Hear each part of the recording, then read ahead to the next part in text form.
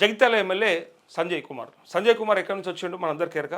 ఆయన గెలిచింది బీఆర్ఎస్ పార్టీలో, రిఫార్మ్ తీసుకుంది కూడా బీఆర్ఎస్ నుంచే. కాకపోతే మన ఎమ్మెల్యే గారు కాంగ్రెస్ పార్టీలోకి చెప్పకనే చేరిన అని చెప్తూ చేరి మళ్ళీ చేరలేదని చెప్తూ ఇక్కడికి వెళ్ళి ఆకీస్ పాక్ పాకీజాక్ ఆక్ పాక్ కర్వే పాక్ అని చెప్పి కన్ఫ్యూజ్ చేస్తూ ఉన్నాడు.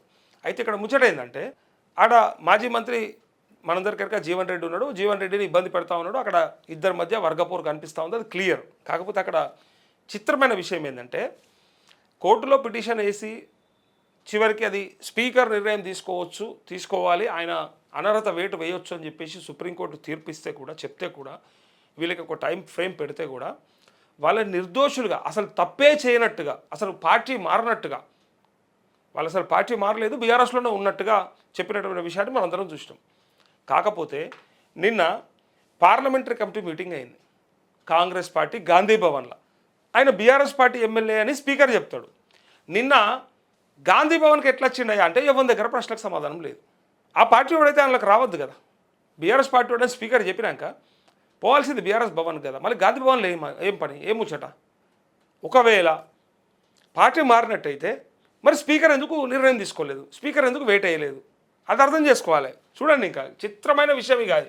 కొన్ని ఎట్లుంటాయంటే చెప్పనీకే నీతులు పాటించడానికి కాదు అన్నట్టు గమ్మత్తుగా ఉంటాయి కొన్ని. చూడండి ఒకసారి సంజయ్ ఆయన మొత్తుకుంటుండు జీవన్ రెడ్డి, అరే ఏంది ఆయన ఎట్లా వచ్చిండు, ఏడుకెళ్ళి వచ్చిండు, ఈయనను తెచ్చి నెచ్చిమే పెట్టుకున్నారు, ఎందుకోసానికి అట్లా పని చేయనీయకుండా చేస్తూ ఉన్నారు, పైగా అసలు అక్కడ పనిచేస్తున్నటువంటి నాకు చెప్పకుండా, నా అనుమతి లేకుండా, నాకు సంబంధం లేకుండా మీరు ఎట్లా చేర్చుకున్నారు అని చెప్పేసి అడుగుతూ ఉంటే ఇక తీరా ఒకసారి చూడండి సంజయ్ గురించి ఇక ఏం చెప్తారు, ఏం మాట్లాడతారు, మరి చేరలేదా, మరి ఎందుకోసారికి అబద్ధాలు ఆడుతున్నారు అని చెప్పేసి అంటూ ఉన్నారు. ఇగో ఒకసారి చూడండి.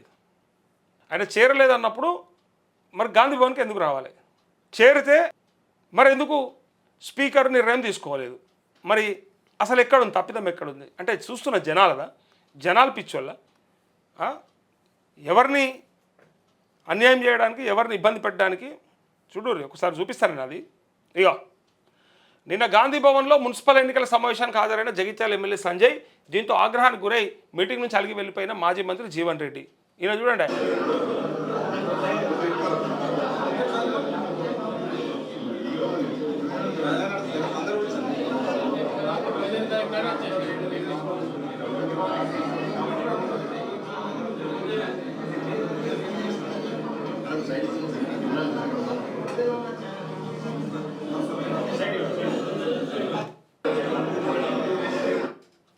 గాంధీ భవన్ కాంగ్రెస్ నాయకులంతా ఉన్నారు.